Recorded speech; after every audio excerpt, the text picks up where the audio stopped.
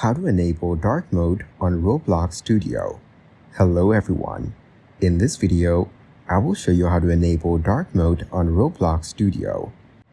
First, open Google Chrome and search for the Dark Chrome extension. Then, click on the first link in the search results. After that, download the extension. Once it's downloaded, click on the extension icon at the top right corner of Chrome and pin the extension for easy access. Now open a new tab and go to Roblox. Click on the download button to install Roblox Studio. Once it starts installing, wait for it to finish.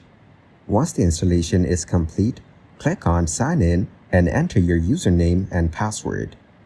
After you're logged in, click on More on the left side of the screen, then click on Settings. Next, click on Account Info. Here, you will see the option to select Theme. Choose Dark Mode to enable it. Thank you guys for watching this video. Hope you got some value. Make sure to like the video and subscribe to the channel to get notified of new videos. See you in the next one.